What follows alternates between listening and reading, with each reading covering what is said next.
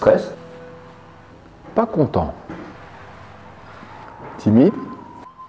Retour en enfance? Vous cherchez quelque chose dans vos poches? Ces gestuels vous semblent familières? C'est normal, ce sont des attitudes que nous avons tous en présentation. Nous nous concentrons tous sur nos propos, nos idées et la manière dont on va les évoquer. Et malheureusement, en présentation, nous oublions souvent que c'est notre corps qui parle à notre place. Et notamment les bras et les mains. Il y a 4 types de gestuels qui peuvent vous porter préjudice lors d'une présentation. 4 types de gestuels à bannir absolument. La première erreur réside souvent dans le fait d'avoir les bras figés le long du corps.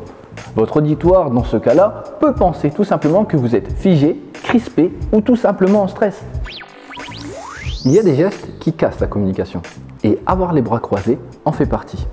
Il faut savoir que ce geste donne l'impression à votre auditoire que vous ne voulez pas communiquer, que vous êtes fermé. Je ne vois pas du tout ce que tu veux dire. C'est quand même dommage lors d'une présentation de ne pas pouvoir s'ouvrir à l'autre.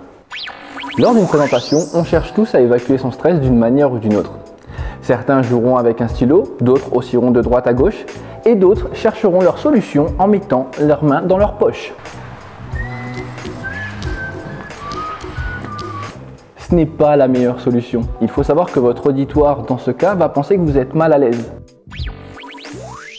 Certains, lors de leur présentation, vont tout simplement retourner en enfance, avec une position d'enfant timide. N'oubliez pas que vous êtes là pour pouvoir impressionner le jury. Lui montrer que vous avez confiance et que vous croyez en vos propos. Donc, évitez cette attitude. Petite astuce pour vous. Si vous ne savez pas où mettre vos mains durant votre présentation, faites comme moi. L'une derrière l'autre, tenez-les. Comme ça, le jury ne verra rien. Et vous pourrez dans tous les cas appuyer vos propos en ouvrant par la suite vos bras et vos mains vers votre auditoire. Il ne faut pas oublier que la communication est un moment d'échange, un moment de partage. Alors vous allez ouvrir.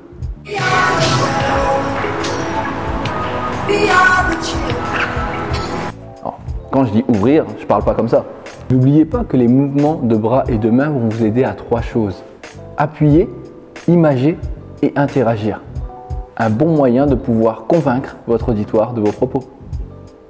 Et n'oublie pas, on n'a jamais 2 fois la chance de faire une première bonne communication. Alors, fais attention. Alors depuis tout à l'heure, je vous explique différents principes au niveau du marketing et de la